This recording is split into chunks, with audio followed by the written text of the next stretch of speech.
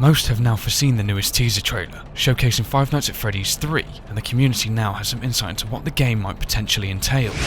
True to Scott's traits, he leaves much of the decision making up to his fans, which has ignited a great amount of theories over the new animatronic we perceive.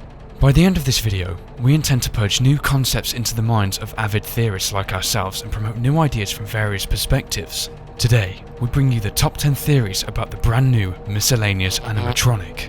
Please ensure you like this video if you enjoy, and be sure to check out all previous top 10 and top 5 videos. Theory 10. This animatronic is not Bonnie. Whilst many people, including ourselves, believe this animatronic to be a spout of Bonnie, many disagree.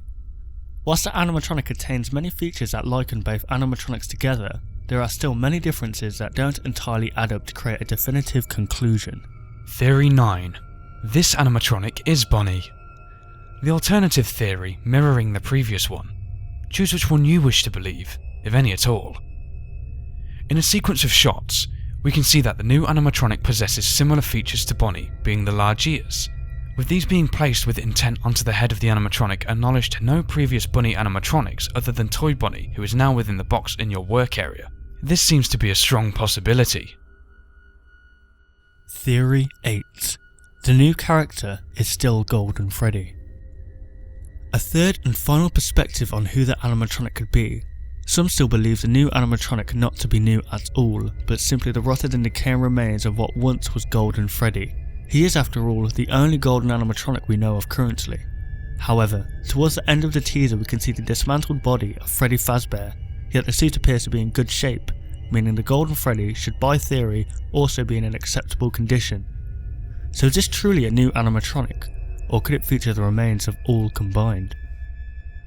Theory 7. Does the new animatronic have Foxy's body? We were all disappointed to see that Foxy does not make a grand reunion with all of his fans in Five Nights at Freddy's 3 in the form we expected. Instead, he became a light cover. But where is his body? We can see Foxy's hook arm within the box, which is a typical trait of Foxy from Five Nights at Freddy's 2.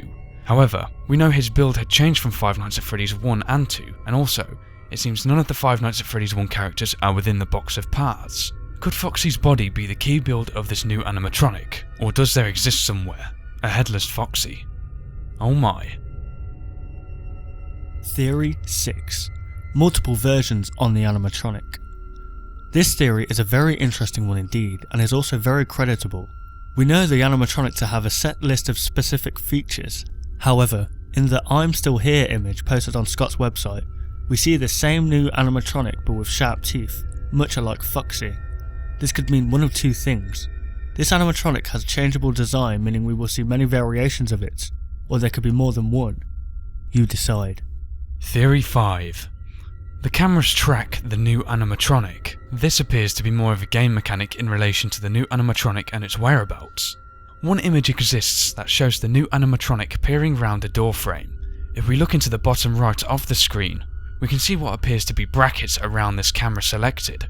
In the other shots where the animatronic is not seen but we are still looking through the camera, the brackets are not locatable.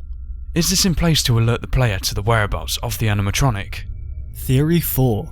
Luring the new animatronic away.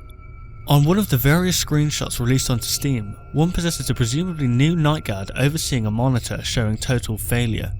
These appear to possess relevance in terms of how this game looks set to play out. When looking at the doorway, we can see no door or hinges, so there is not likely to be a mechanism allowing for the complete closure of the workstation. We hope to learn more of these mechanics over the forthcoming weeks. Theory 3. The Marionette Issed. We feel the need to sidetrack and explain an area of key interest for the community. We all know of the character named the Marionette, but what does Marionette mean? A marionette by definition is a puppet worked by strings, which ultimately means someone is to control it. A marionettist, on the other hand, is the person behind it all, controlling the marionette's every move. Whilst the marionette is a prime candidate in all of this, we don't see him directly in Five Nights at Freddy's 3. Could this new animatronic be the marionettist? Scott makes sure that we know. He's always been here. Theory 2. Is the purple guy actually an animatronic? Whilst this theory isn't necessarily about the new animatronic, it ties in deeply with a possible theory and might bring light to a few questions which before were left in the shadows. Heading back to Five Nights at Freddy's 2, and more in particular the death minigames, one features you controlling Freddy being led through the darkened hallways of Five Nights at Freddy's 2 by the Marionette.